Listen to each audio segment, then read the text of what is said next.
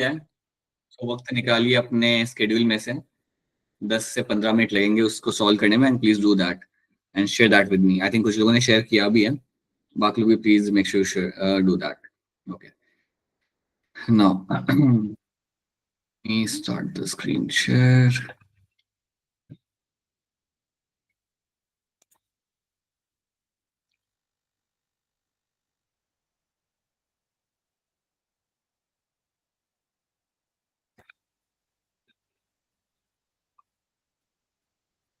Alright, तो ये कुछ चीजें हमने यहाँ पे देखी थी, इसको हम थोड़ा सा रिवाइज कर लेते हैं फिर आगे बढ़ते हैं। ठीक है, इसको हम because this is a very important topic, इसमें से आपके कई सारे सवाल अच्छे से बन के आ जाते हैं। They ask you a very good question based on this, so let's have a look at this. So हमने यहाँ पे बात करें ट्रांसपोर्ट ऑफ ऑक्सीजन गैसेस की, हम यहाँ पे बात कर रहे थे, जिसके अंदर हम ऑक्सीजन का यहाँ पे डिस्कस कर लेते हैं। तो ऑक्सीजन डिस्कस करने के टाइम पे you should know that you will find that 3% of oxygen will get transported in a dissolved plasma and 97% oxygen will get transported in like as a oxyhemoglobin. That means आप जानते हो कि आपका 97% आपका trial करेगा haemoglobin के ऊपर बैठ के. That is something you will be finding happening in this. 3% of O2 is carried by dissolving in plasma. 97% of O2 is transported by hemoglobin on the RBC. Something we have discussed this.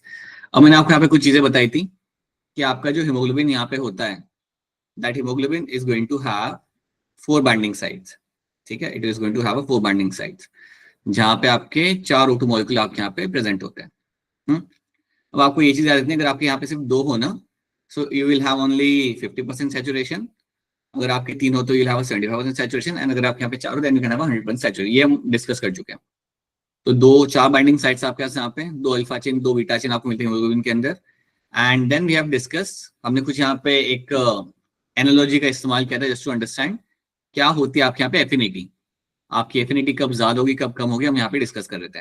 Then we have scene हमारा oxygen dissociation curve, ये हमने यहाँ पे देख लिया था, और इसमें हमने देखा था कि कब मेरा कर्व यहाँ पे होगा राइट साइड पे शिफ्ट करेगा, कब मेरा यहाँ पे करेगा शिफ्ट आपका लेफ्ट साइड के ऊपर शिफ्ट करेगा मेरा कर्व। और हमने यहाँ पे लंग्स और टिश्यू में इसे यहाँ पे डिवाइड कर दिया था। वी हैव एक्चुअली अंडरस्टूड कि आपके लंग्स के अंदर आपका पार्शियल प्रेशर ऑफ O2 आपका यहाँ पे होता है आपका 100, values will be around like 100 over here, और आपके हीमोग्लोबिन सैचुरेशन जो आपके यहाँ पे होता है वो आपके यहाँ पे आपका 100 होगा। You'll also find over there is going to be 100. So जहाँ पे आपका पार्शियल प्रेशर ऑफ O2 आपका यहाँ पे 100 होगा, वहां पे आपका हीमोग्लोबिन का सैचुरेशन भी आपका 100 आपको मिलेगा, जो हमने लास्ट क्लास में देख लिया था, right. Then we have seen कि आपका शिफ्ट आपका राइट या लेफ्ट साइड पे आपका यहाँ पे कब होगा। तो अब आप मुझे यहाँ पे खुद बताएंगे, now you have to tell me few things. आप लोग मुझे यहाँ पे बताइए कि अगर आपकी बॉडी में है high amount of CO2, high amount of temperature and low pH, तो आपका कर्व कहाँ पे शिफ्ट होगा, राइट हैंड साइड पे लेफ्ट हैंड साइड पे? Right hand side. Right, so will have a right side पे आपका कर्व आपका यहाँ पे शिफ्ट होगा।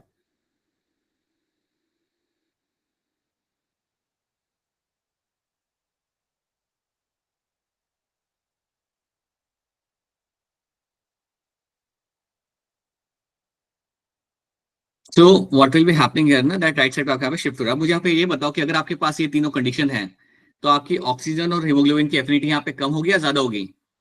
कम होगी सर। कम होगी। और अब अभिषेक आंसर नहीं करेगा ये लेक्चर के अंदर। So you will find the affinity is going to be less over there. याद रखना, अगर आपका यहाँ पे कर्व का राइट साइड में अगर आपके यहाँ पे जा रहा है, then you will find आपके हीमोग्लोबिन और ऑक्सीजन की एफिनिटी आपके यहाँ पे कम हो जाएगी। So you'll have the affinity is going to be less over there. Affinity आपके यहाँ पे लेस हो जाएगी, कम हो जाएगी। So affinity is going to be low over there. अब कोई मुझे यहाँ पे एक्सप्लेन कर दे हैंड रेज करके कि यहाँ पे एफिनिटी लो करने का यहाँ पे पर्पस क्या है, like what is the advantage of having low affinity, what is going to be the advantage over here of having low affinity, यहाँ पे बताइए। अगर आपकी एफिनिटी यहाँ पे कम की जा रही है तो इसका यहाँ पे पर्पस क्या होता है, क्या आप यहाँ पे आपका पर्पस सब होगा, बताइए चेतना, क्या लग रहा है आपको? To release oxygen faster. Okay, alright, that's true, to release oxygen faster. आप यहाँ पे एफिनिटी अपने यहाँ पे आप कम कर लोगे, बिल्कुल सही, बहुत बढ़िया। सिमिलरली यू विल फाइंड, अब एक चीज आप यहाँ पे याद रखना, कई बार पता है क्या लिखा होगा वहां पे, कई बार लिखा होगा you will have a high amount of CO2, high amount of temperature and you have high amount of H+ ions. अगर high amount of H+ ions वहां पे लिखा हुआ है तो इसका मतलब भी वही होता है, you will have a low pH। you will have a low pH. ठीक है. So when you have a amount of CO2 molecules, when you have the temperature, and when you have a amount of H+ ions, then you will have a low pH over there. Then आपका वहां पे आपका low pH आपको मिलेगा वहां पे देखने के लिए. So that's the same thing. अगर H+ ions ज्यादा हो तो आप समझ जाओ कि आपकी कंडीशन वहां पे आपकी एसिडिक हो रही है, तो आपका pH नीचे चला जाएगा. तो अगर आपके सामने ये 3 चीजें लिखी हो ना, अगर लिखा हो कि हाँ H+ ions है, that's the same thing. pH आपका लो है और आपका कर्व आपका यहाँ पे राइट साइड की तरफ ही आपका यहाँ पे शिफ्ट करेगा. तो ये बात आप यहाँ पे भूलना मत. Make sure that you remember this thing. ठीक है. अब अगर आपके पास कंडीशन आपके यहाँ पे ये आती है that you have a low amount of CO2, low amount of temperature and you have a high pH, तो मेरा कर्व कहाँ पे शिफ्ट करेगा? Left hand side. Left side पे मेरा कर्व यहाँ पे शिफ्ट करेगा. और ये टाइम पे मेरी एफिनिटी यहाँ पे कैसे चेंज हो जाएगी? High. Right. So in this time I will find मेरी हीमोग्लोबिन और ऑक्सीजन की जो एफिनिटी यहाँ पे होती है, एफिनिटी जो आपके यहाँ पे होगी, ये आपके यहाँ पे हाई हो जाएगी. ठीक है. तो ये बात आपको यहाँ पे याद रखनी है. This is something you have to know in this. ये चीज आपको क्लियर कर याद रखनी है. अच्छा मुझे बता दो, ये आपका जो हाई CO2 जा रहा है, हाई टेम्परेचर जा रहा है और लो pH आपके यहाँ पे जा रहा है, ये आपका कौन सी कंडीशन में होगा? What will B happening in this condition? Like what is the reason for happening this? High intensive exercise. Right. You can have a high intensity of exercise. So high intensity की अगर आप exercise करते हो, अगर आप कर रहे हो अपनी deep sea diving, if you do the deep sea diving, then in that case you will find ये चीज आपको होते हुए आपको हमें मिल जाएगी. Right. You can find your deep sea diving अगर आप यहाँ पे करते हो,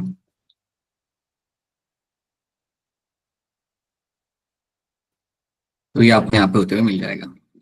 So that is something you should understand in this. ये चीज आपको यहाँ पे समझनी है. तो आई होप ये सारा ग्राफ आपको यहाँ पे क्लियर है, बिकॉज ये ग्राफ आपके लिए काफी इंपॉर्टेंट है. So you should no this thing very carefully. ठीक है. अब यहाँ पे मैं आपको एक चीज समझाना चाहूंगा. This something called as my P50. This something what you called as a P50. एक P50 नाम की एक चीज होती है, हम यहाँ पे देखते हैं what is my P50. P50 का मतलब होता है कि आपका 50% हीमोग्लोबिन सैचुरेशन. दिस मीन्स इसका मतलब क्या होता है? आपका 50% हीमोग्लोबिन सैचुरेशन कब हो रहा है? आपका 50% haemoglobin saturation when it is happening और at what partial pressure of O2 is happening.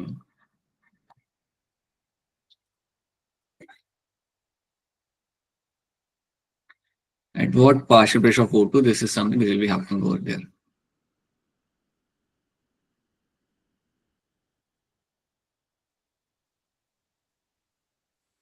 So अब हम यहाँ पे देखते हैं कि 50% हीमोग्लोबिन सैचुरेशन आपका कौन से पार्शियल प्रेशर होता है, वो हम यहाँ पे कैसे पता कर सकते हैं. Like let's have a look at this picture of the NCERT. तो यहाँ पे आप देखोगे आपका 50% कहाँ पे आ रहा होगा? यहाँ पे आ रहा होगा. तो 50% हीमोग्लोबिन सैचुरेशन कहाँ, कौन से पार्शियल प्रेशर पे आपके यहाँ पे हो रहा है? तो आप इसको यहाँ पे ड्रॉ कर लो. Right. You bring over here and इसको आप नीचे लेके आ जाओ. जब इसे आप प्लॉट करोगे ना, तो आपको पता चलेगा कि आपका P50 का वैल्यू रेस्टिंग स्टेट में आपका होता है अराउंड 25 mmHg. मतलब आपके बॉडी के अंदर 50% सैचुरेशन, 50% सीट्स आपकी कब तक खाली हो जाती है? जब तक आप पार्शियल प्रेशर आपका होता है O2 का आपका 25 mmHg तक का. तो यहां तक आपका पहुंचते हुए यू विल फाइंड 50% सैचुरेशन आपको यहाँ पे मिल जाएगा. तो लंग से लेके जब तक आप टिश्यू तक पहुंचे हो, और जब टिश्यू पे जाने के टाइम पे जब आपका पार्शियल प्रेशर का वैल्यू आपका 25 होता है, वो टाइम तक आपका 50% सैचुरेशन आपका यहाँ पे हो चुका होगा. तो ये बात आपको याद नहीं. तो P50 अगर आपसे कोई पूछेगा, ध्यान याद रखना, दैट मीन्स 50% हीमोग्लोबिन सैचुरेशन आपका कब हो रहा है या कौन से पॉइंट पे हो रहा है. तो 50% haemoglobin saturation something which is happening at my 25 mmHg. मेरे वहां पे उस वैल्यू के ऊपर मेरे यहाँ पे होते हुए मुझे यहाँ पे दिख जाएगा. सो this is something you will be finding happening in this. तो ये बात आपको यहाँ पे याद रखनी है. अब एक बात मुझे यहाँ पे बताओ, थोड़ा सोच के बताना. आपका यहाँ पे ग्राफ है, समझो P50 का यहाँ पे कोई एक वैल्यू आ रहा है. लेट्स से P50 का यहाँ पे कोई तो वैल्यू आ रहा है. ऐसे 25 होगा नहीं क्योंकि 50 के बहुत पास में, तब भी हम ले लेते हैं यहाँ पे. लेट्स से मेरा 25 वैल्यू मेरे यहाँ पे आ रहा है. मुझे आप यहाँ पे ये बताओ कि अगर मेरा ग्राफ या मेरा कर्व अगर राइट साइड पे शिफ्ट कर रहा है तो क्या मेरा P50 का वैल्यू यहाँ पे चेंज होगा या नहीं होगा? Yes sir. बाकी लोग क्या कहते हो, अगर मेरा यहाँ पे कर्व जा रहा है राइट साइड की तरफ थोड़ा शिफ्ट हो रहा है तो क्या मेरा P50 का वैल्यू चेंज होगा या नहीं होगा? Yes, sir. Yes sir. बिल्कुल होगा, बिल्कुल हो जाएगा। यहाँ पे अगर आपका ग्राफ राइट साइड की तरफ शिफ्ट करे देन सिंपली आप इसको प्लॉट ऐसे ही करोगे ना, ये राइट पे और जाएगा आपका यहाँ पे, सो मैं P50 का वैल्यू मेरे यहाँ पे चेंज हो जाएगा। बल्कि दैट मीन्स व्हाट कि मेरा जो P50 का वैल्यू जो मेरा 50% सैचुरेशन यहाँ पे हो रहा है वो काफी जल्दी हो रहा है अब। मतलब पहले तो थोड़ा लेट हो रहा था ना कि आपका जब 25% 25 mmHg इतना आपका होगा पार्शियल प्रेशर तब आपका हो रहा था, अब आपका ये हो रहा है काफी जल्दी। Now it is happening very early over here, so आपका P50 का सैचुरेशन आपका यहाँ पे काफी जल्दी होते हुए आपको यहाँ पे दिख जाएगा। सिमिलरली यू विल फाइंड कि अगर मेरा ग्राफ शिफ्ट हो रहा है, मेरा कर्व नॉट ग्राफ, मेरा अगर कर्व मेरे यहाँ पे शिफ्ट हो रहा है लेफ्ट हैंड साइड की तरफ तो भी मेरी वैल्यू यहाँ पे चेंज होगी। तो यहाँ से मुझे देखना पड़ेगा फिर even then I will find the value of P50 is going to change over there. तो P50 की वैल्यू आपकी चेंज हो सकती है एज पर द कंडीशंस वहां पे। तो आपके सामने अगर आंसर आया ना, क्वेश्चन आया कि अगर आपके पास हाई CO2 है, हाई टेम्परेचर है एंड लो pH है तो मेरी P50 की वैल्यू बढ़ेगी या कम होगी, देन आपका आंसर वहां पे होगा बढ़ेगी। देन आपका आंसर वहां पे होगा बढ़ेगी, क्योंकि आप देखो यहाँ पे आपकी वैल्यू आपके यहाँ पे बढ़ रही है, राइट। 50% सैचुरेशन पे कितना होता है आपका पार्शियल प्रेशर ऑफ O2, उसको हम बोलते हैं P50, और उसकी वैल्यू आपको यहाँ पे बढ़ते हुए आपको यहाँ पे दिख जाएगी। आई होप ये बातें आप सबको यहाँ पे क्लियर है। I hope this story is clear to all of you. अभी हम आगे बढ़ते हैं फिर, ठीक है। अच्छा, you are giving me the thumbs up, okay, I can not see anything. Alright, so this is something you have understood. ये आपका हो गया यहाँ पे आपका ऑक्सीजन डिसोसिएशन कर्व। इसको आप एक बार आप एनसीईआरटी से एक बार आप खुद से पढ़ लो, आपको सब समझ आ जाएगा। So that is something we have done. ये आपका एनसीईआरटी का पिक्चर है जो आपको यहाँ पे ऐड रखना है। Now transport of gases को हम यहाँ पे देख लेते हैं। So when we discuss about the transport of gases यहाँ पे you will find as a carbonic acid, carbaminohaemoglobin and my bicarbonate. तो इसको हम थोड़ा देखते हैं यहाँ पे। तो जब हम यहाँ पे डिस्कस करें मेरे CO2 के ट्रांसपोर्ट का, तो CO2 आपका कैसे ट्रांसपोर्ट किया जाता है, तो आपको याद रखना है कि CO2 का ट्रांसपोर्ट आपका होता है एज अ कार्बोनिक एसिड, मतलब your CO2 is getting dissolved in your plasma. CO2 is getting dissolved in plasma,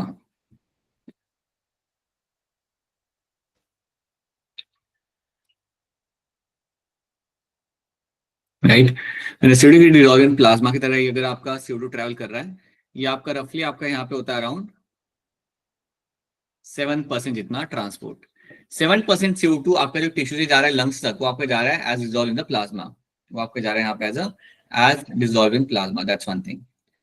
कार्बोमिनोहीमोग्लोबिन जो आपके यहाँ पे होता है ना, यहाँ पे आपको क्या मिलेगा, that your CO2 will get transported, your CO2 is transported on hemoglobin. So CO2 is attached with your CO2 मेरा जाके कंबाइन कर मेरे हीमोग्लोबिन के साथ, CO2 मेरे यहाँ पे कंबाइन करेगा मेरे यहाँ पे हीमोग्लोबिन के साथ टू फॉर्म योर HbCO2, ठीक है। तो मेरा CO2 यहाँ पे कंबाइन करता है मेरे यहाँ पे हीमोग्लोबिन के साथ, इसको हम बोलेंगे यहाँ पे HbCO2। That is what you will be finding happening in this, right. इसको हम कहते हैं यहाँ पे एज अ कार्बा हीमोग्लोबिन। तो आपका जो CO2 होगा अगर वो ट्रेवल कर रहा है इस तरीके से, देन ये आपका ट्रेवल करेगा अराउंड 23%। 23% CO2 किस पे ऊपर बैठ के जा रहा है, हीमोग्लोबिन के ऊपर बैठ के जा रहा है।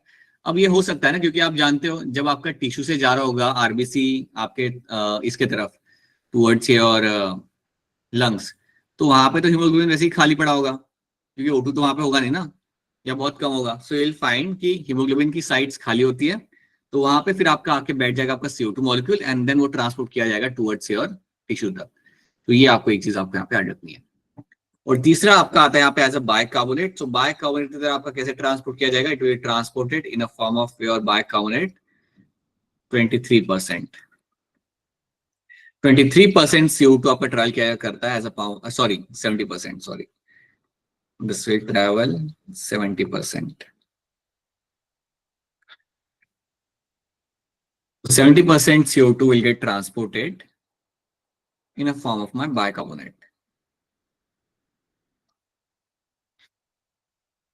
ठीक है, in a form of a bicarbonate आपका ट्रांसपोर्ट किया जाएगा। अब इसको ही हमें यहाँ पे डिटेल में समझना है कि बाइकार्बोनेट के फॉर्म में आपके CO2 को आप कैसे ट्रांसपोर्ट करते हो, क्योंकि इसके ऊपर से आपके सवाल कभी कभी आ जाते हैं घुमा के. तो let's have a look at that. Now let me see if we have a space for that. Yes we do have a space. चलो अब हम यहाँ पे देखते हैं कि आपका CO2 को कैसे हम ट्रांसपोर्ट करते हैं in a form of my bicarbonate. अगर कुछ पूछना हो तो अनम्यूट करके पूछ लेना, हैंड रेज करके पूछ लेना. ठीक है. अब इमेजिन करो कि ये है मेरे यहाँ पे टिश्यू. यहाँ पे आपका टिश्यू है और आपका ब्लड टिश्यू के पास में पहुंच चुका है एंड ब्लड के अंदर आपके यहाँ पे आरबीसी. एक आरबीसी यहाँ पे बना लेते हैं. सो you have RBC over here. RBC का शेप ऐसा नहीं होता, बाइकॉन्केव होता है, लेकिन हम फिलहाल के लिए बना रहे हैं. So you have RBC which has reached over there, right? RBC आपका यहाँ पे बाहर क्या होगा? बाहर आपका होगा प्लाज्मा.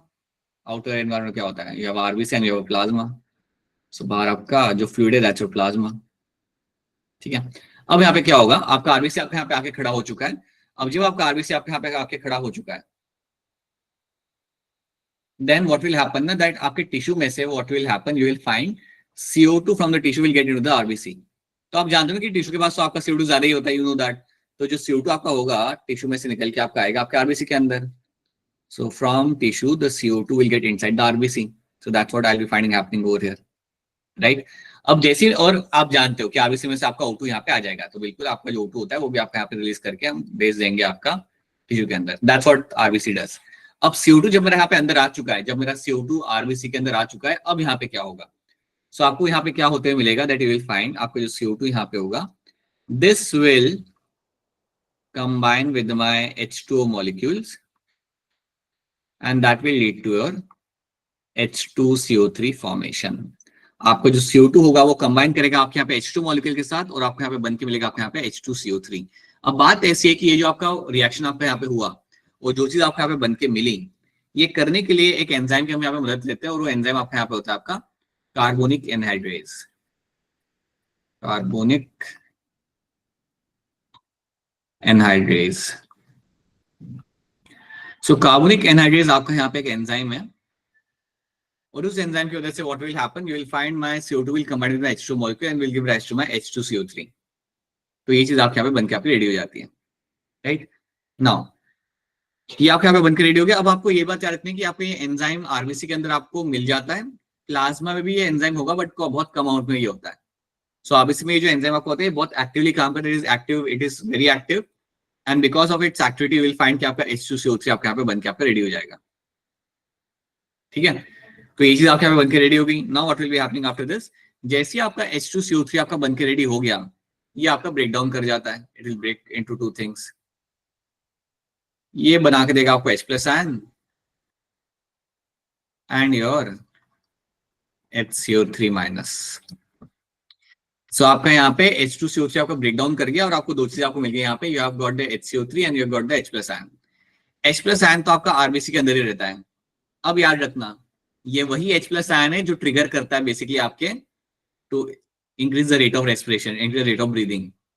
ये वही H+ आयन है जिसकी वजह से आपका pH नीचे जाता है. आई होप आप ये समझ पा रहे हो. जो हमने वहां पे H+ आयंस की बात की थी ना, ये वही H+ आयंस अगर ये बढ़ने लगते हैं ज्यादा आपके ब्लड के अंदर, because of that the pH will start going down. चलो अब देखते हैं यहाँ पे क्या होगा. You have your HCO3. अब HCO3 ज्यादा टाइम के लिए यहाँ पे रुकता नहीं है, ये बाहर निकल जाता है. ये कह रहा है कि मैंने यहाँ पे रुकना नहीं है and this will come out.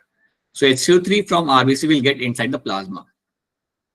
अब जैसे मेरा HCO3 प्लाज्मा के अंदर आ गया तो आपका एक इम्बैलेंस यहाँ पे क्रिएट होता है. बाहर ज्यादा नेगेटिव आयंस आपके जा चुके हैं, तो यहाँ पे आपको इम्बैलेंस को वापस से नॉर्मल करना है. और नॉर्मल करने के लिए व्हाट विल डू, आपके क्लोराइड आयंस को आप बाहर से अंदर ले आओगे. तो बाहर जो आपके पास क्लोराइड आयंस होते हैं उनको आप अंदर लेके आते हो ताकि एक बैलेंस आप मेंटेन कर सको. जैसे ही आप क्लोराइड आयंस को आप अंदर लेके आ गए, इस इवेंट को हम बोलते हैं यहाँ पे as a chloride shift. This event is called as my chloride shift. इसको मैं बोलूंगा यहाँ पे as a chloride shift. This is what will be finding happening over here.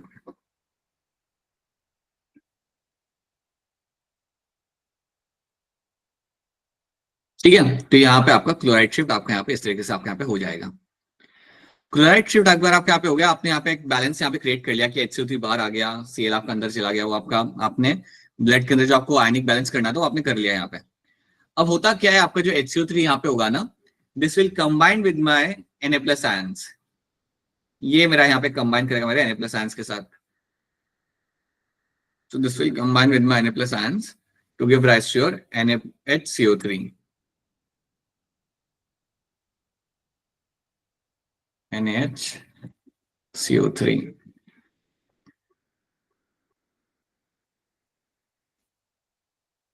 ठीक है.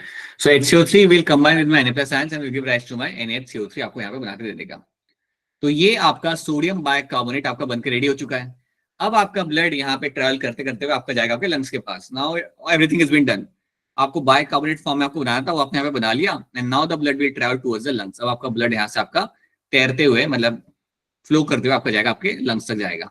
तो याद रखना, जब आपसे पूछा जाता है ना कि आपका किस फॉर्म में आपका ब्लड लाइक CO2 आपका ट्रैवल कर रहा है, देन आप सिंपली बोलते हो एज अ बाइकार्बोनेट फॉर्म. ये है वो आपका बाइकार्बोनेट फॉर्म जिस फॉर्म में वो ट्रैवल करता है. और ये बनाने के दौरान हमने काफी चीजें यहाँ पे देख ली है, वो सब आपको याद रखना है क्योंकि कई बार वो सवाल आ जाता है. Sometime you will get that kind of question कि क्या होता है क्लोराइड शिफ्ट, या कौन सा एंजाइम था जो आपका कन्वर्ट करा था आपके H2CO3 फॉर्मेशन में, कौन सा एंजाइम काम करा था.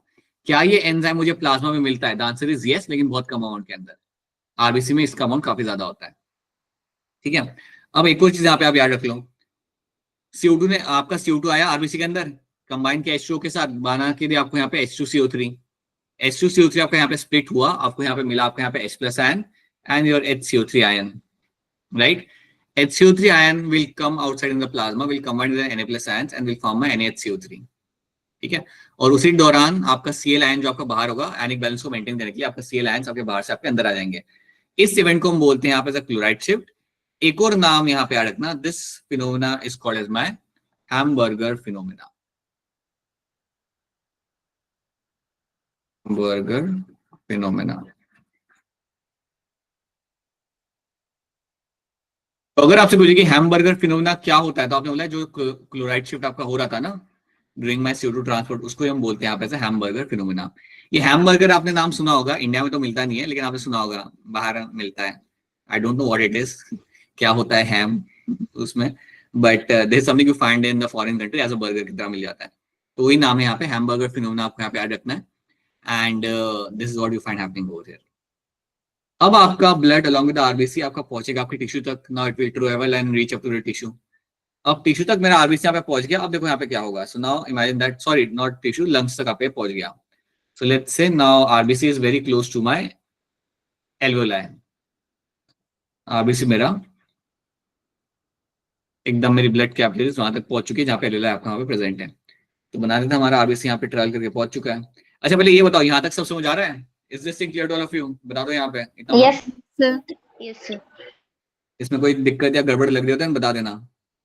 ठीक है. ये this should be clear to all of you because ये स्मॉल स्मॉल चीजें ना वो आ जाती है सवाल के अंदर. हाँ, अब आपके यहाँ पे क्या होगा ना, now you will have your RBC will reach over here. RBC आपके यहाँ पे पहुंच चुका और आप जानते हो आरबीसी के अंदर क्या क्या है, यू नो एवरीथिंग राइट. और इसी के साथ साथ ये this my RBC, you know that, and you have a plasma right. तो प्लाज्मा में एज अ बाइकार्बोनेट आपका वो चीज आपका पहुंच चुका है. NaHCO3 आपके यहाँ पे आ चुका होगा. NaHCO3 आपके यहाँ पे पहुंच चुका है. अब यहां तक तो आप लेके आ गए, लेकिन आपको भेजना तो CO2 को अंदर है. सिंपल सी बात है, you have to send the CO2 inside right. That's what you have to do. आपको बाइकार्बोनेट थोड़ी आप एक्सेल कर रहे होते हो, आप CO2 एक्सेल कर रहे होते हो. तो यहाँ पे हुआ क्या, जैसे ही आप एल्वेओलाई तक पहुंच गए, you will find this will break. ये आपका स्प्लिट करेगा into two things. It will form HCO3 minus and your sodium ions. अब HCO3 माइनस जो आपके यहाँ पे बना है, ये जो आपके यहाँ पे बन के निकल चुका है यहाँ पे, this will come back into the RBC. ये बोलेगा मुझे वापस आना है आरबीसी के अंदर. अगर ये आरबीसी के अंदर अंदर आ जाएगा, देन सिंपल सी बात है, आयनिक बैलेंस बिगड़ेगा ना. अब तो यहाँ पे वापस ये अगर अंदर आ रहा है हाई अमाउंट में, तो it will create ionic imbalance. तो वापस से सब कुछ रिस्टोर करने के लिए आप क्या करते हो, जिसको आप अंदर लेके गए थे उसको आप वापस बाहर छोड़ देते हो. Cl आयंस, मेरे Cl आयंस को जो मैं अंदर लेके गया था पहले, इनको मैं वापस पीछे छोड़ दूंगा, मतलब इन्हें वापस से बाहर छोड़ दूंगा. Make sense, I have to maintain the ionic balance ना. तो जैसे अगर मेरा HCO3 अंदर आया, देन जो भी Cl आयंस अंदर थे उनको हम बाहर फेंक देंगे आपके प्लाज्मा के अंदर. ये जो इवेंट यहाँ पे हुआ, इसको बोलूंगा मैं यहाँ पे as a chloride back shift. इसको बोलूंगा मैं यहाँ पे as a chloride back shift.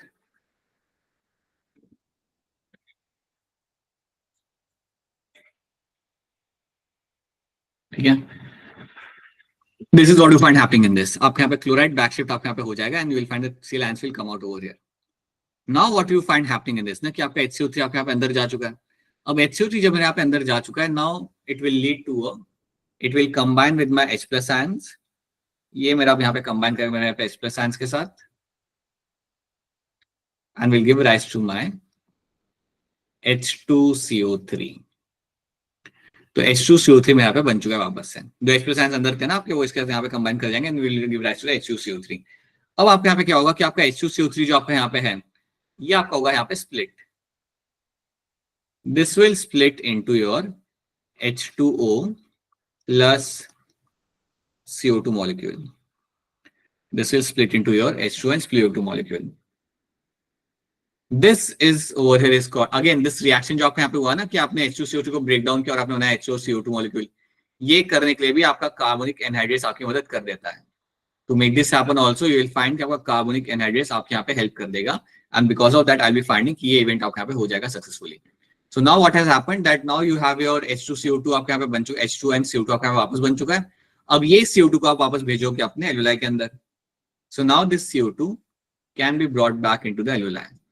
इसको आप यहाँ से निकाल के आप एल्यूलाई में आप सेंड कर सकते हो. So ये चीज आपको यहाँ पे ऐड रखनी है.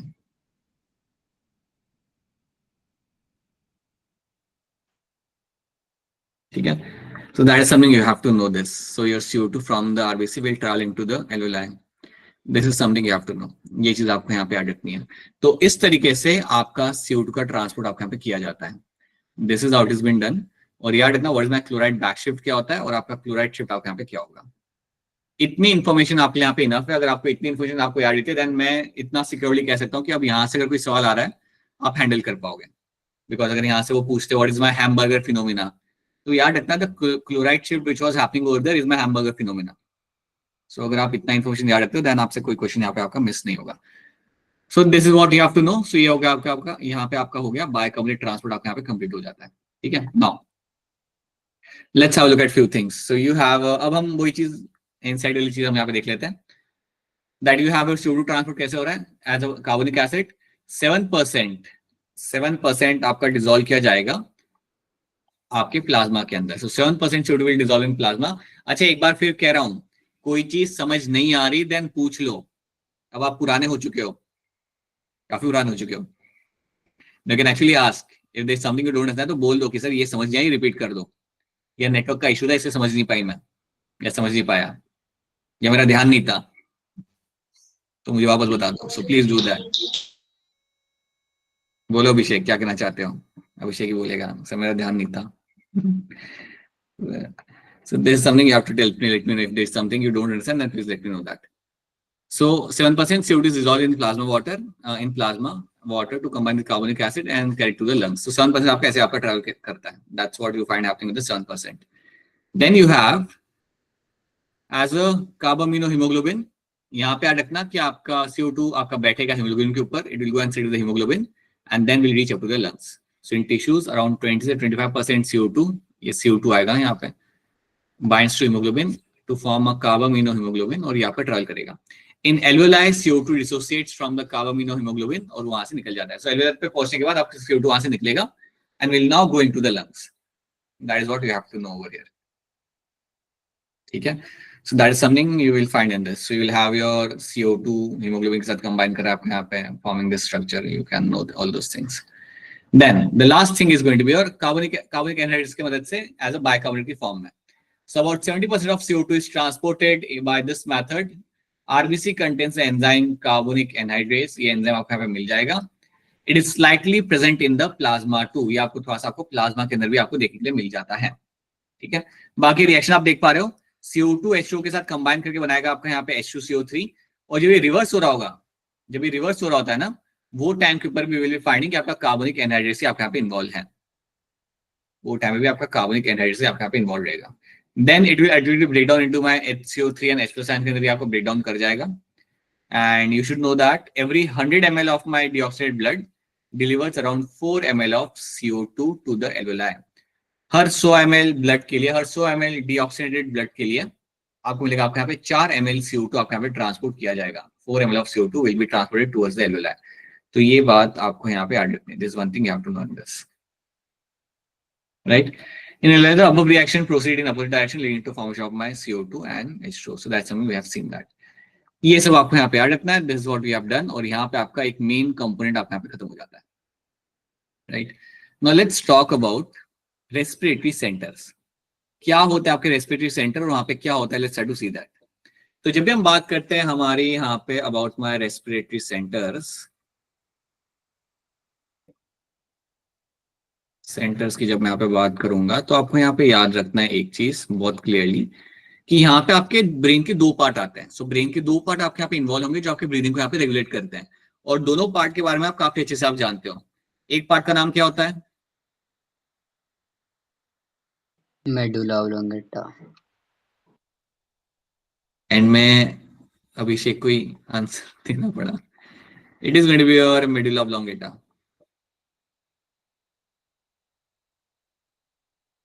और दूसरा क्या होता है? Pons Veroli, right. These are the two areas, people. These are the two areas of the brain. और क्यों इतने like? Why are all of you are so sluggish आज? ऐसे लग रहा है जैसे ड्रैग कर करके आए हो क्लास के अंदर अपने आप को. एनर्जी कहाँ है? अभिषेक आप तो कुछ बोलो मत पहली चीज. सैटरडे इवनिंग क्या होता है तुम्हारा वीकेंड? कुछ नहीं होता. वीकेंड चाहिए इन लोगों को. वीकेंड देखो 16 साल की एज में. ऑलराइट, आई थिंक लेकिन वो फील होता होगा कि संडे आ रहा होता है ना तो ऐसा लग रहा होता है कि हाँ भाई अब खत्म हो फटाफट सब. You can just go back, eat, sleep, repeat. ठीक है चलो. सो you have this medulla oblongata and you have a pons veroli यहाँ पे. So medulla oblongata is going to control the breathing. You know that is going to play a very important in controlling the breathing. Pons veroli में क्या होता है? You have this one particular center called my pneumotaxic center. Pneumotaxic center. So pneumotaxic center is a center pons veroli के अंदर जहां पे आप control करते हो अपने यहाँ पे inspiration. It is mainly going to regulate the inspiration. ये आपका रेगुलेट करता है आपके यहाँ पे inspiration. To regulate your inspiration. अब मेडुला ऑब्लोंगेटा के अंदर भी आपके कई सारे रीजन्स होते हैं, वो हम यहाँ पे नहीं सीख रहे. आपको इतना याद रखना है, जितना बता रहा हूँ उतना यहाँ पे याद रखिए. सो न्यूमोटैक्सिक सेंटर जो आपके यहाँ पे होता है वो आपका होता है आपके पॉन्स वेरोली के अंदर और ये आपका रेगुलेट करता है आपके यहाँ पे इंस्पिरेशन को. This is going to regulate the inspiration over here.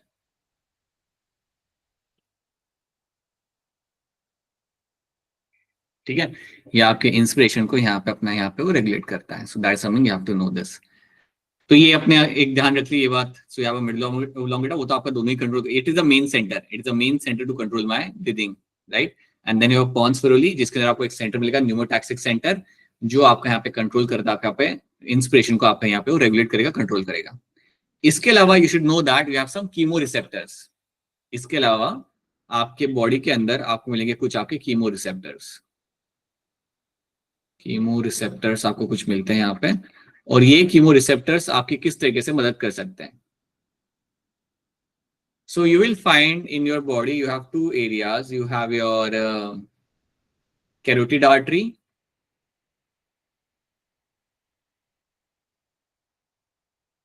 and you have your aortic artery.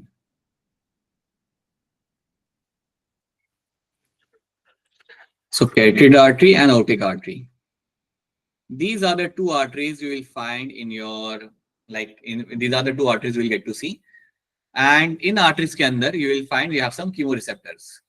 In arteries के अंदर आपको मिलेंगे आपके यहाँ पे कुछ आपके chemoreceptors.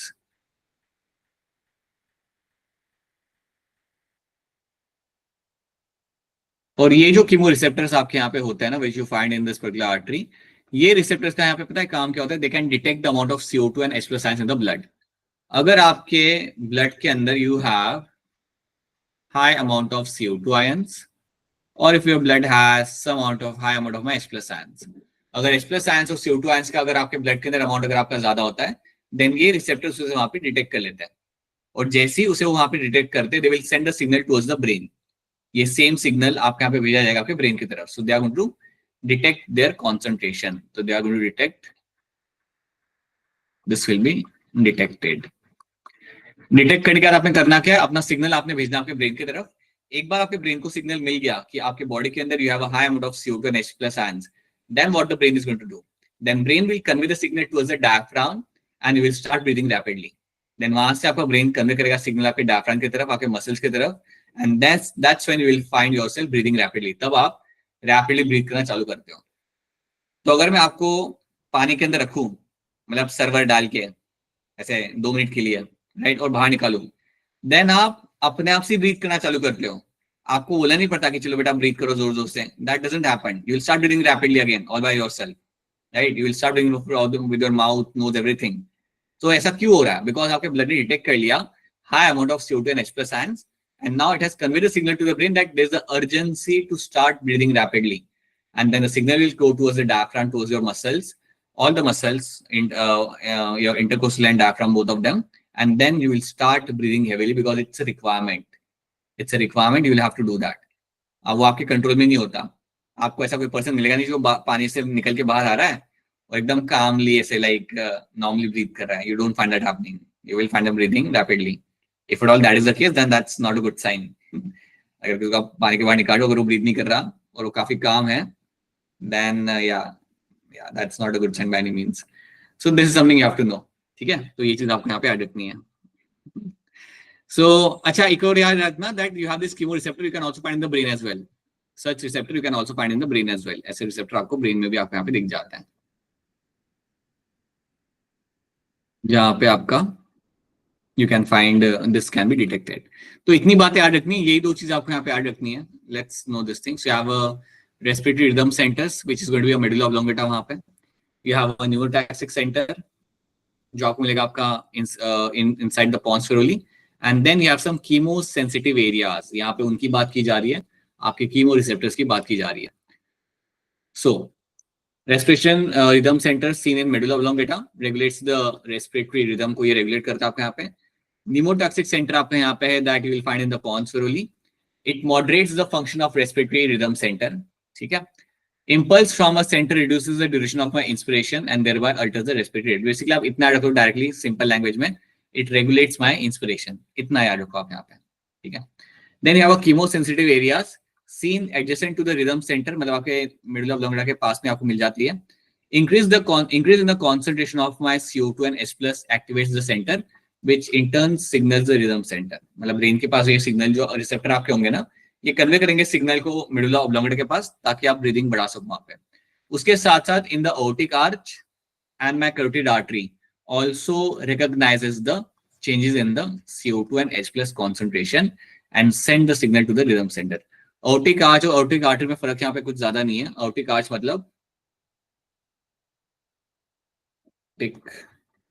आर्च मतलब आपको बाइफर्केशन जहाँ पे हो रहा होता है ना, जहाँ पे आपका बाइफर्केशन हो रहा होता है आपके aortic artery का, उसको हम कहते हैं aortic arch. वहां पे आपको ये रिसेप्टर्स आपको यहाँ पे मिल जाएंगे. So even aortic arch भी अगर आप बोलते हो that's workable, but aortic arch means what, कि जहाँ पे आपका बाइफर्केशन हो रहा होता है वहां पे आपको रिसेप्टर आपको मिल जाते हैं along with the carotid artery. तो ये आपको यहाँ पे ऐड करना है. This is one thing you have to know in this. तो ये है आपकी कहानी. This is the story of my chemoreceptors. This is the story of my rhythm centers, जहाँ पे आपका रेगुलेट किया जाता है आपके यहाँ पे ब्रीदिंग को. तो आई होप ये वाली बातें आप सबको अगेन यहाँ पे समझ आ रही है एंड इसमें आपको कोई दिक्कत नहीं है. अगर आपको कोई यहाँ पे दिक्कत नहीं आ रही देन हैंड रेस करके कोई मुझे यहाँ पे बताइए कि आपके ब्रेन के अंदर you have something called as your limbic system. क्या होता है लिम्बिक सिस्टम, उसका काम क्या होता है, उसमें क्या क्या चीजें आती है, ये आप मुझे बताएंगे अभी. क्या अभी हैंड रेस करके बताइए. Raise your hand to tell me what is my limbic system. क्या आता है उसके अंदर and what kind of role the limbic system is going to play. कर लो, याद कर लो जल्दी से and then tell me what will be the correct answer for that. और अगर इतनी चीजें अगर आप इतनी जल्दी भूल जाओगे फिर बोलिएगा मत कि सर आप तो डांट रहे हो. टीचर कैसे डांट सकता है, सिर्फ पड़ोसी डांट सकते हैं. बोलिए अंशिका शर्मा, बताइए. Sir limbic system mainly emotion system को कंट्रोल करता है और इसमें 3 पार्ट्स आ जाते हैं, हिप्पोकैम्पस, एमिग्डाला और बेसल गैंग्लिया. ओके राइट, ठीक है, मिडिला, हिपोकैम्पस, बेसल गैंग्लिया, ऑलराइट, ठीक है। और इमोशनल ब्रेन सिस्टम यहाँ पे कहते हैं। Now you have to tell me कि ये तीनों करते क्या, what this three things are going to be known for doing. Sir hippocampus short term memory को लॉन्ग टर्म मेमोरी में कन्वर्ट कर देता है, और एमिगडाला रेगुलेट करता है सेंस ऑफ फियर, और बेसल वाला डोपामिन वगैरह करता है। डोपामिन रिलीज करता है, डोपामिन रिलीज करेगा आपको बेसल गैंग्लिया से, आपको डोपामिन वहां पे आपका आएगा, राइट, ठीक है। So that's what you find happening with my limbic system, true, ठीक है। Now tell me which part of your brain is going to regulate your hand raise करना है इसके लिए, which part of the brain is going to regulate your hand eye coordination and muscular coordination को कौन regulate करता है आपके brain में से? Raise your hand to answer this, which part of your brain is going to regulate your hand eye coordination and muscular coordination? बताइए मुस्कान कुमारी, बोलिए। Sir cerebellum. Cerebellum is the structure which is going to control my muscular coordination. Right, that's true. Cerebellum मुस्कान कौन से किस चीज का part बनता है? Forebrain, mid brain, hind brain, किसका पार्ट बनेगा ये? Hind brain. ठीक है। Now tell me, someone has to tell me that आपके you have your cerebral cortex, you have a right and left cerebral cortex, दोनों एक दूसरे के साथ कैसे जुड़े हुए हैं? Which structure is going to bind them? Raise your hand to answer this.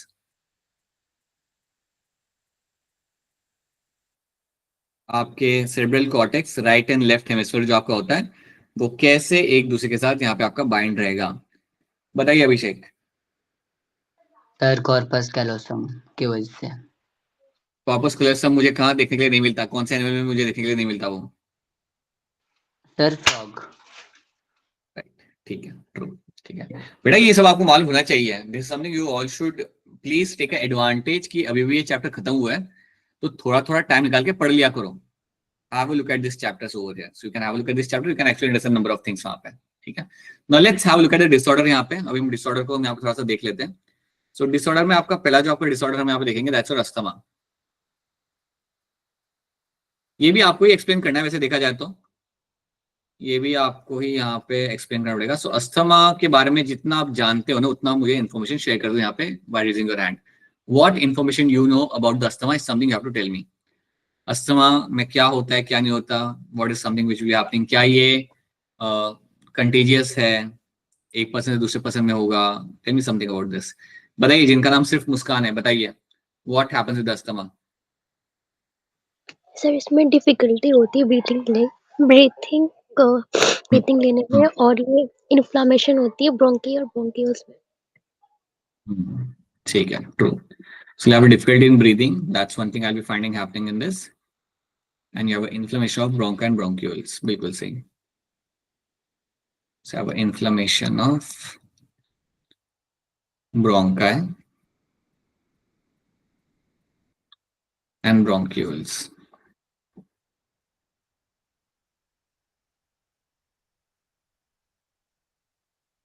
तो ये आपको होते हुए आपको यहाँ पे मिल जाएगा। This is something we'll finding happening over here. So you'll find asthma के अंदर you have difficulty in breathing, inflammation of bronchi and bronchioles यहाँ पे आपका हो जाता है। अब एक और चीज आपको याद रखनी है, ये आपका हो क्यों रहा है? This is all happening because of the allergen. This is all happening because of your allergen. अब एलर्जन केस को याद रखना, asthma is allergic reaction. Asthma is all because of your allergic reaction.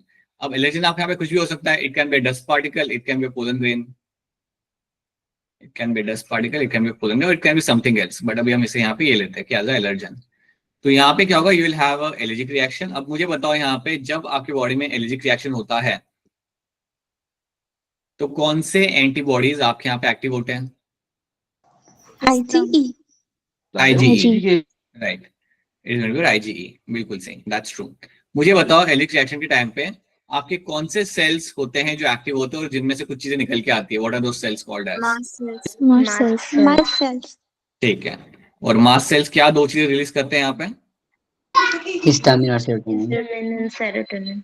Very good, histamine and serotonin आपके यहाँ से आ रहा होता है, बिल्कुल सही, ठीक है। Same thing will B happening over here as well. और याद रखना कि जब किसको अस्थमा का अटैक आता है, अस्थमा का लाइक डिफिकल्टी होती है ब्रीदिंग के लिए, वो इसलिए भी हो रही होती है because you will have your mucus, excess of mucus, because of the excess of mucus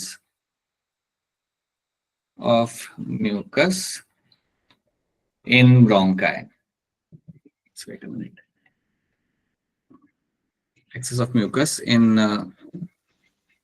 bronchi, इसकी वजह से भी आपका यहाँ पे आपका हो रहा होता है, आपका यहाँ पे you are finding the clogging is happening over there. So excess of mucus अगर आपके यहाँ पे लग रहा है ना आपके ब्रोंकाई के अंदर, सो इससे क्या हो रहा है कि आपका ब्रोंकाई आपका क्लॉग हो रहा है। और ब्रोंकाई आपका क्लॉग हो जाए, क्लॉग होगा मतलब जगह नहीं रही ना आपकी हवा जाने की। समझिए आपका ब्रोंकाई है यहाँ पे आपका, and bronchi is getting clogged over here with your mucus. तो आपकी हवा जाने की यहाँ पे जगह नहीं रहती। सो that is what also happens over here कि इन्फ्लेमेशन आपके यहाँ पर है, ब्रोंकाई के अंदर आपका म्यूकस यहाँ पे क्लॉग हो रहा है, एंड वो टाइम पे will have a difficulty in breathing. तो इसलिए अगर आपने देखा होगा तो ये टाइम पे पेशेंट एक नेबुलाइजर यूज करता है, जहाँ पे वो ब्रीदिंग करता है, इट लुक्स लाइक इनहेलर, उसे वहां पे वो इस्तेमाल करेगा ताकि आपके ब्रोंकाई को आप डायलेट कर सको। अब ब्रोंकाई जो है आपका वहां पे उसे आप थोड़ा डायलेट कर सको ताकि आपका एयर पैसेज वहां पे आपका बन सके। सो बेसिकली ऐसे पेशेंट को हम यहाँ पे देते हैं आपके bronchodilators. So broncho dilators is something I'll be giving to the patient. ये मैं नॉर्मली ऐसे देता हूँ ट्रीटमेंट के तरीके से। जब मैं इसको यहाँ पे इस्तेमाल करूंगा ना एज अ ट्रीटमेंट, तो आपको याद रखना है कि इसका फायदा यहाँ पे ये होता है दैट आपके ब्रोंकाई को आपने यहाँ पे डायलेट कर दिया। अगर आपने ब्रोंकाई को डायलेट कर दिया तो आपका एयर के लिए आपका पैसेज बन जाएगा यहाँ पे, and because of that you will find कि आपका एयर आपके यहाँ पे मूव कर पाएगा, you can find the air can move over there. तो ये बात आपको यहाँ पे याद रखनी है, that's going to be enough for you. Asthma में you have difficulty in breathing, inflammation of my bronchi and bronchioles, allergic reaction से आपका ये होता है, मास्ट सेल क्या रिलीज करती है, you know that, and excess of mucus आपके यहाँ पे इकट्ठा होता है, ये याद रखना। और उस एक्सेस ऑफ म्यूकस की वजह से विल फाइंडिंग कि you will find difficulty in breathing, आपका ब्रीथिंग में डिफिकल्टी आपके यहाँ पे हो जाती है। तो ये बात आप सबको यहाँ पे याद रखनी है, this is one thing you have to know in this. ठीक है, now so that's something we have done with asthma. अब हम देखते हैं यहाँ पे मेरा एम्फिसीमा क्या होता है। एम्फिसीमा आपका यहाँ पे क्या हो जाएगा, just wait a minute.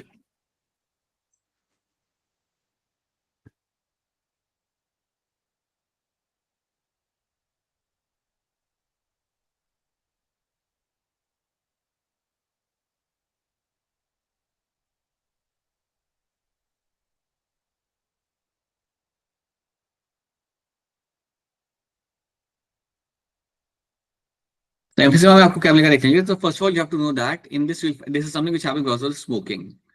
Smoking is a cause for my emphysema. तो स्मोकिंग की वजह से आपका एम्फिसीमा आपके यहाँ पे होता है। स्मोकिंग आपके यहाँ पे हो गया, और you can find air pollution. Basically generally जो केसेस आते हैं आपके हॉस्पिटल में, that because of the smoking. So air pollution भी आपका यहाँ पे हो गया। सो एयर पोल्यूटेंट भी अगर आपका यहाँ पे हो ज्यादा, then it can lead to emphysema. अब एम्फिसीमा में आपका बेसिकली यहाँ पे हुआ क्या ना, in this you will find the elasticity of the alveoli has been lost. elasticity of alveolar wall is lost। आपके एल्वेलर वॉल की इलास्टिसिटी जो आपके यहाँ पे होती है आपके यहाँ पे खो जाती है। This is something which will get lost over there. अब अगर आपकी इलास्टिसिटी यहाँ पे लॉस्ट हो गई एल्वेलर वॉल की, तो इससे क्या होगा, आपका सरफेस एरिया यहाँ पे डिक्रीज हो जाता है। So because of that we will also find the surface area of the alveoli is going to decrease.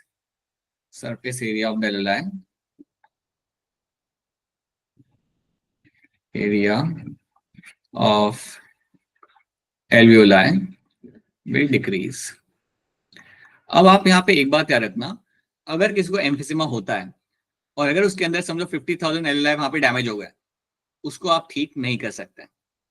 एक बार वो डैमेज हो गए, उसको आप वहां पे कभी भी जाके आप वापस से रिवाइव नहीं कर सकते। तो ये बात सब लोग दिमाग में उठा लो कि अगर आपके पास कोई केस आता है एम्फिसीमा का, और एम्फिसीमा के केस के अंदर you get to see that you have like 30,000 alveoli has been damaged, they have lost their elasticity, they have lost their surface area, उसको आप रिवाइव नहीं कर सकते, वो गया तो गया, right? So it is irreversible।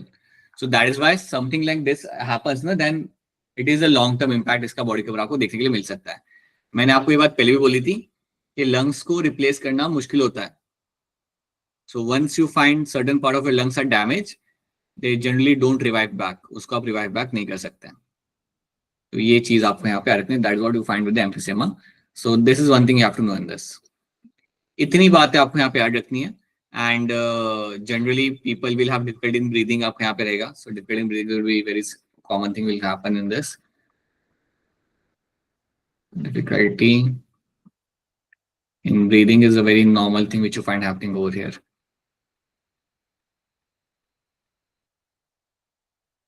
ठीक है, तो ये चीज आपको यहाँ पे this one thing you have to know this.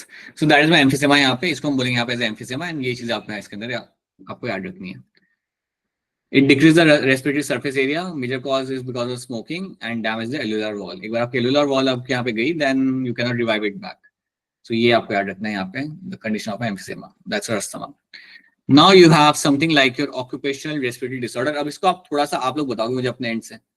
Let's have a look at that. So when we discuss my, इसमें आप दो नाम यहाँ पे याद रखना. Directly आप दो नाम यहाँ पे याद रखो. Occupational respiratory disorder के अंदर you have something called as myosilicosis. You have something called as your asbestosis. ये दोनों कंडीशन जो आपके यहाँ पे है ना, they are going to damage the lungs. अब यहाँ पे जनरली होता क्या है, like what kind of occupation can have a impact on the person. मतलब कौन सा ऑक्यूपेशन के अंदर आपको ये बीमारियां हो सकती हैं. अगर आप माइनिंग इंडस्ट्री में काम कर रहे हो तब ये हो सकता है. अगर आप माइनिंग इंडस्ट्री में काम कर रहे हो, then those people can have an impact of this kind of disease. उनके अंदर ये बीमारियां होती है, आपको दिख सकती है, बिकॉज उनका ऑक्यूपेशन उस तरीके से है. अब मेरा सवाल आपसे यहाँ पे ये है, सोच के बताना कि अगर आपकी खुद की माइन है, समझो आप आपकी खुद की माइन है, आपकी काफी पैसा है आपके पास खुद की आपकी माइन है, और आपके वर्कर्स वहां पे काम कर रहे हैं. आप किन चीजों का आप ध्यान रखोगे अपने वर्कर्स के लिए, ताकि वर्कर्स को यहाँ पे लंग्स के अंदर कोई बीमारी ना हो. Hand raise करिए and tell me what are the things you will keep into account if you want to protect them from this kind of condition.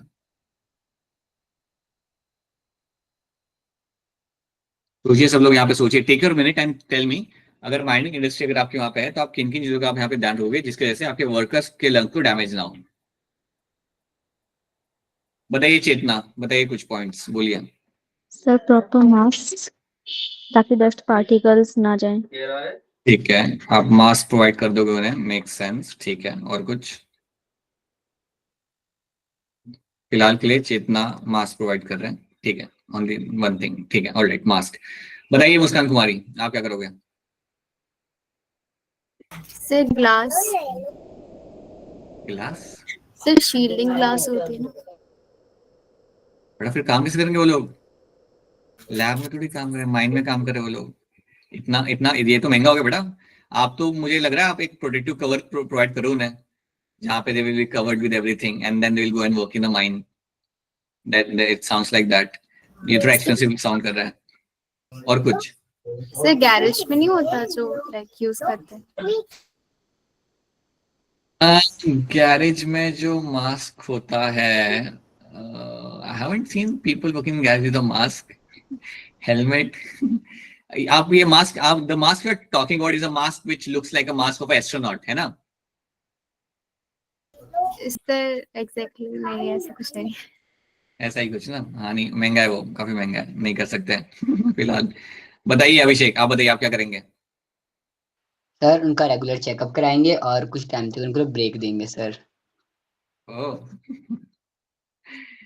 Regular checkup. अभिषेक कितना रेगुलर. सर हफ्ते में 2 बार. हफ्ते में 2 बार, ये देखो इनका अलग ही काम चल रहा है माइनिंग के वाले. उसमें 5 दिन वर्किंग होता है 5 दिन हो गए, उसमें 2 दिन तो चेकअप में जा रहा है. Alright, and then second thing was you give them a regular break. हाँ, रेगुलर ब्रेक आपका इनका दूसरा हो गया तरीका. Anyone else has any other idea for this? ये चलो आपने 3 चीजें यहाँ बताई, और कुछ है किसी का कुछ जो आप करना चाहोगे सर जिससे. ऑक्सीजन सिलेंडर प्रोवाइड कर देंगे. Oxygen cylinder. Imagine this is also expensive. वैसे आइडिया बुरा नहीं है कि ऑक्सीजन सिलेंडर प्रोवाइड कर दिया आपने. अरे बहुत महंगा पड़ेगा ये तो. And now they will be doing their work with oxygen cylinder. बेटा स्कूबा डाइविंग थोड़ी कर. Let's take it as one of the option. Oxygen cylinder provide कर दिया ताकि वो ऑक्सीजन को ब्रीथ करे वहां पे और अपना काम करे वहां पे. It looks like a scuba diving वाली चीज. You know what, scuba diving जब आप करने के लिए जाते हो तो आपका जो मेन जो खर्चा होता है ना वो इसी चीज का होता है, ऑक्सीजन सिलेंडर का। क्योंकि आप अगर एक डाइव कराने के लिए जाते हो तो आपका कुछ वो लोग लेते हैं, कुछ 4,000 रुपए वो लोग आपसे लेंगे या 3,500 रुपए, something like that. So main खर्चा उसका ही होता है। एंड 4,000 फॉर 20 मिनट्स और 15 minutes, that's what they charge. Okay, so the main expense is for oxygen cylinder. उस हिसाब से आप हिसाब लगा लो। Your work will start at 9 in the morning, 12 बजे तक सब फ्री। क्यों? ऑक्सीजन सिलेंडर खत्म हो गया। Alright, so now you have mentioned few things. You have a mask over here. Mask is true, that's something you should be given to the persons. Regular checkup, ये बात भी आपके यहाँ पे सही है कि आप हाँ जी, क्या बताओ सर कितनी अच्छी बात है ना, ऑक्सीजन सिलेंडर खत्म, वर्कर्स खत्म, पैसे बच जाएंगे, सैलरी बच गई। क्या था ये? What was that? क्या था? खैर कोई बात नहीं, चलो चलो आगे बढ़ते हैं। सो रेगुलर चेकअप, हाँ अभिषेक बताओ। सर उनको हम बता सकते हैं कि इसमें ज्यादा हार्म होता है तो अपनी सेफ्टी का ज्यादा ध्यान खुद रख सकते हैं वो। उन्होंने कल से आना बंद कर दिया फिर अभिषेक, मालिक ने खुद करा, मालिक की हाँ होने वाला है यहाँ पे। Then you have to go at their place and then you have to ask them कि अरे नहीं ऐसी कोई बात नहीं, आ जाओ। वो अपनी ज्यादा सेफ्टी रखेंगे ना फिर अपना आप ही। हाँ, ये बात सही है, दैट्स वेरी ट्रू एक्चुअली में, क्योंकि आप इन्फॉर्म करते थे what are the potential possibility of having you are getting something over there. ये जनरली कन्वे करना इंपॉर्टेंट होता है। ये बिल्कुल सही बात बोली आपने, आप ये कन्वे कर देते हो कि यहाँ पे अगर आप काम करो you have to be very careful while working over there because it can damage your lungs. So that's true. So regular checkup आपने यहाँ पे कर लिया, that's something yes ये करा जाता है, मंथली बेस पे आप ये करा सकते हो। एंड वर्क रेगुलर ब्रेक, अब रेगुलर ब्रेक में बेसिकली मतलब यहाँ पे क्या होता है ना कि आपने अगर आपका वर्कर वहां पे 3 महीने काम कर चुका है तो उससे आप शिफ्ट करो कहीं और। एक वर्कर को आप लंबे टाइम के लिए वहां पे काम मत कराओ, 3 महीने 6 महीने के बाद उससे आप वहां से शिफ्ट कर दो, ताकि लॉन्ग टर्म एक्सपोजर ना हुए, लॉन्ग टर्म एक्सपोजर ना हो उस बीमारी से, उस कंडीशन से वहां पे। So that's also true. तो yes, इन चीजों का आपको ध्यान रखना चाहिए as when you take into account the life of the worker working over there. ठीक है? So ये चीज आपको यहाँ पे रखनी है। I hope किसी का कोई सवाल नहीं है यहाँ पे। ये क्या है? ये क्या? KGF याद आ गया। ये KG वाला तरीका मुझे याद नहीं आ रहा कुछ, because I haven't seen obviously. Mind में मैस्टिक जला दी तो इससे क्या होता है? I don't understand. अच्छा, अरे can't understand. प्रिंस बताना बाद में क्या होता है इससे। Okay, so now what will be happening here ना? So you now let's understand what happens in silicosis. अगर आप माइनिंग इंडस्ट्री में काम करो तो याद रखना रॉक्स के अंदर you have this asbestos. asbestos नाम का एक रॉक होता है, और अगर आप इसको ड्रिल करोगे ना तो इसमें से जो फाइन पार्टिकल्स निकलेंगे, तो फाइन पार्टिकल जो यहाँ से निकलेंगे, this fine particles can be inhaled, या आप इनहेल कर सकते हो along with your air, और इनहेल करने के बाद they can go into the lungs, और lungs के अंदर they can create fibrous tissue. lungs के अंदर that will lead to formation of my fibrous tissue. अगर मेरा fibrous tissue यहाँ पे बन जाएगा इसके वजह से, then that is going to impact the working of the lungs. Simple सी बात बेटा, अगर आपका fibrous tissue लंग्स से बना है तो आपके लंग्स उस तरीके से काम नहीं कर पाएंगे जैसे उन्हें काम करना चाहिए था, और अगर ऐसा होता है then ultimately आपकी लाइफ एक्सपेक्टेंसी भी आपके यहाँ पे कम हो जाती है। We have seen that people working in mining industry do not have very long lifespan. After certain amount of time, very often they don't survive for a long period of time because of the damage they have in the lungs. कई बार mining industry में काम करने की वजह से this particle can also lead to tumor formation. Tumor formation भी काफी बार यहाँ पे देखने के लिए मिल जाता है। कई सारे carcinogens आपके lungs में जाके they can trigger the tumor formation, वो भी आपको होते हुए आपको मिल जाता है। So अगर lungs के अंदर fibrous tissue बन रहा है, it will have a negative impact on the lungs. It will have a very negative impact on the lungs, and that's something going to be harmful for the lungs. इससे आपकी breathing potential आपका कम होगा, lungs की working capacity आपके यहाँ पे कम हो जाएगी, right? आपको भी notice करना, अगर शायद आपने नहीं किया होगा ये चीज, नोटिस, लेकिन जो लोग स्कल्पटिंग कर रहे होते हैं ना, जो लोग पत्थरों के साथ काम कर रहे होते हैं, ड्रिल कर रहे होते हैं पत्थरों के ऊपर, या पत्थरों में कुछ बना रहे होते हैं, they are making something out of the stone, they will always wear mask. जो कोई स्कल्पटिंग कर रहा होता है या पत्थरों के साथ काम कर रहा होता है, ड्रिल कर रहा होता है, तो they will always ensure to wear the mask, because you never know what you will inhale from those particular stones and that can lead to fibrous tissue formation. So that is one thing you have to learn this. ठीक है, right? तो ये चीज आपको यहाँ पे add है, there is one thing you have to learn this. So that's my asbestos, fine particles inhaled lungs में जाके they are causing the fibrous tissue formation. Similarly आपका सिलिकोसिस में क्या होता है, सिलिका जाता है, सिलिकोसिस के अंदर याद रखना, you'll have involved of silica in this, यहाँ पे आपका सिलिका यहाँ पे आपका इनहेल किया जाता है, जो ग्लास इंडस्ट्री में आपको हो सकता है, अगर आप ग्लास इंडस्ट्री में आप काम कर रहे हो ना, देन वहां पे सिलिका इनहेल करने के चांसेस आपके ज्यादा रहते हैं। अगर ये आपका सिलिका गया लंग्स के अंदर, सेम चीज आपकी होगी, यहाँ पे फाइब्रस टिश्यू बनेगा and that will impact the working capacity of the lungs and it will affect the life expectancy. तो ये आपको यहाँ पे आ रहा है। These two are the example of my occupational disorder. तो अगर कोई पर्सन किसी टाइप की फील्ड पे काम कर रहा है, किसी ऑक्यूपेशन में लगा हुआ है, देन उन्हें ये डिसऑर्डर होने के चांसेस ज्यादा होते हैं। और ये भी याद रखना, these are the precautions one should take into account while asking them to work. Mask पहनो, रेगुलर चेकअप कराना चाहिए उनका, वहां पे रेगुलर ब्रेक देना चाहिए, oxygen, okay, that is something can be also be done, oxygen supply वहां पे करा सकते हो। उसके साथ साथ you let them know what is going to be the harmful impact on their health of those particular particles which are been there in the rocks, so you have to let them know that. तो ये सब आपको यहाँ पे याद रखना है, there's something you have to know, right? So have a look. Certain industries produce so much dust, so defense mechanism of the body cannot cope with such situation. Long exposure causes inflammation, leading to fibrosis. It leads to result in the lung damage. Workers in such industry should wear protective mask. ये आपको यहाँ पे याद, there is one thing you have to know in this. क्या ये चीज आपको सबको यहाँ पे क्लियर? Is this thing clear to all of you? सबको यहाँ पे सिंपल है। स्पेस दे देते हैं सर, बेटा महंगा पड़ेगा, इसने कुछ बोला। ओके ओके, यस, ठीक है, that is something you have to know. अब इसमें एक और चीज मुझे यहाँ पे बताओ कि यहाँ पे हमने और भी कुछ डिसऑर्डर हमने ह्यूमन हेल्थ में पढ़े थे, आई होप आपको याद होंगे। निमोनिया याद है, हमने पढ़ा था? Yes sir. निमोनिया के अलावा we have also studied something like my tuberculosis. Yes sir. याद नहीं आ रहा। Now someone has to raise their hand and tell me what are the symptoms of my tuberculosis. क्या होते हैं symptoms और treatment में कितना टाइम लगता है? Tell me something about tuberculosis. Raise your hand and tell me what is the story of tuberculosis you are familiar with. बताना तो पड़ेगा बेटा, ऐसे नहीं चलेगा। We have done this thing. अच्छा, ट्यूबरक्लोसिस कर कौन रहा है यहाँ पे? बैक्टीरिया कर रहा है या वायरस कर रहा है? ये बता दो पहले। सर बैक्टीरिया कर बैक्टीरिया। रहा है। क्या नाम होता है बैक्टीरिया का? Mycobacterium. Mycobacterium tuberculosis, just right, यहाँ पे शॉर्ट में स्टार्ट कर दिया स्पीशीज। हाँ जी, चेतना बताइए, what are the symptoms? Sir symptoms होते हैं फीवर और स्पेक्ट्रम में blood and breathlessness, chest pain, weight loss भी होता है। Treatment 6 to 9 months। बिल्कुल सही, बढ़िया। Sputum with blood, you will have your chest pain. यहाँ पे chest pain is something which is very common in this, right? You will also have difficulty in breathing, and you will find a person will have an issue of your weight loss. Wait loss भी आपको यहाँ पे काफी commonly आपको होते हुए आपको यहाँ पे मिल जाएगा। और जैसे कि यहाँ पे बताया चेतना ने, दैट ट्रीटमेंट आपका यहाँ पे चलेगा 6 to 9 months के लिए।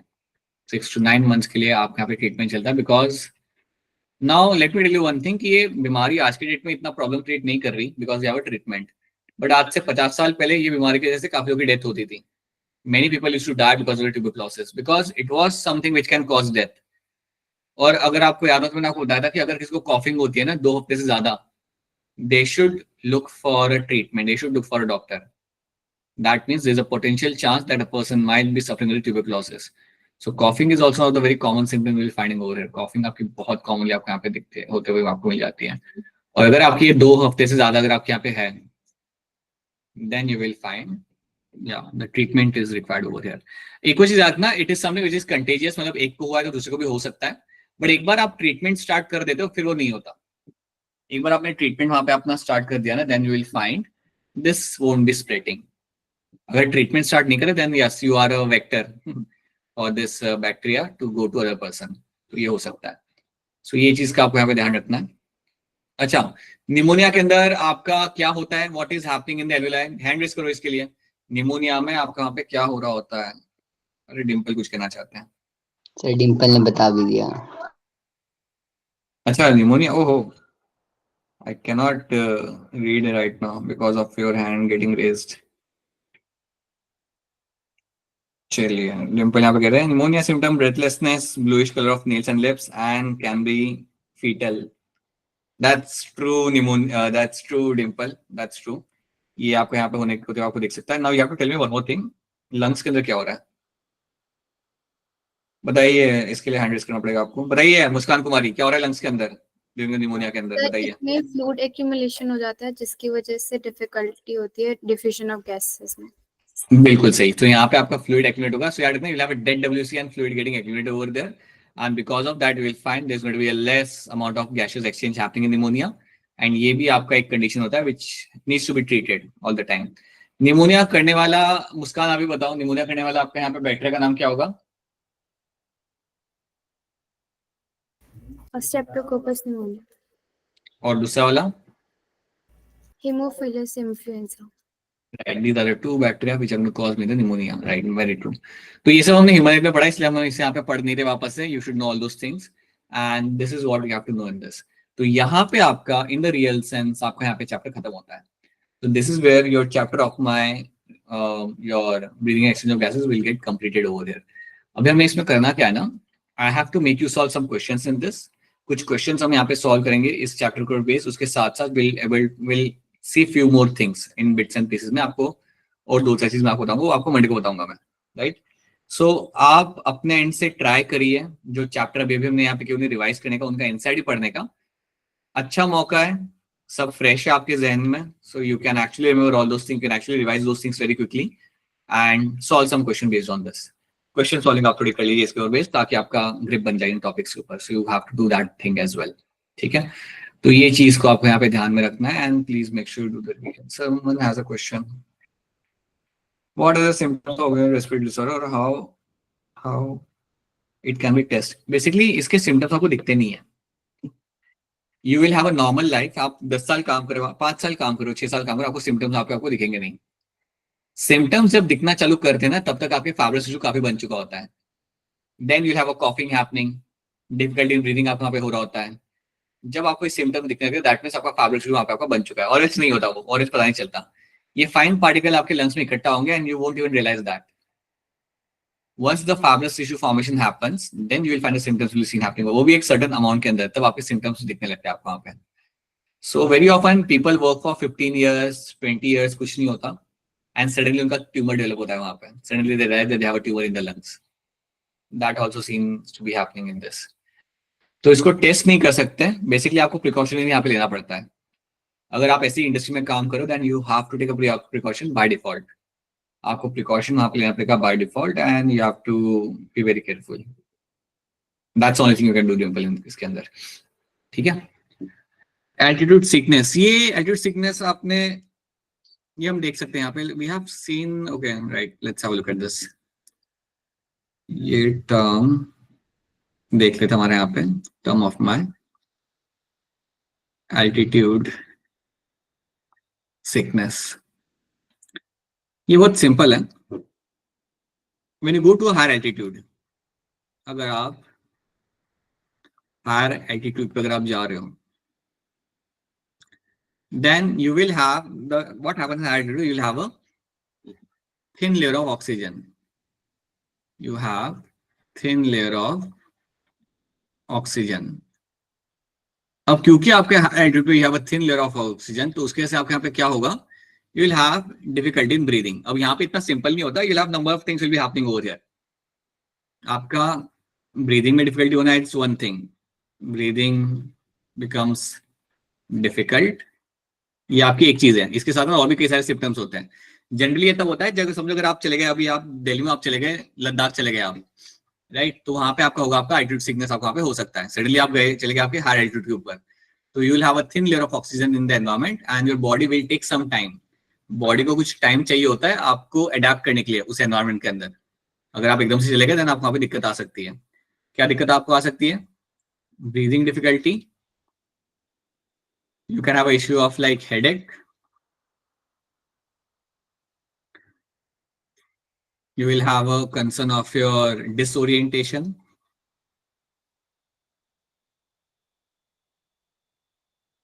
nausea,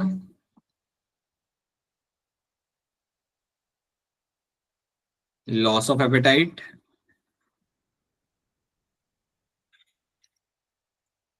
and sleeplessness.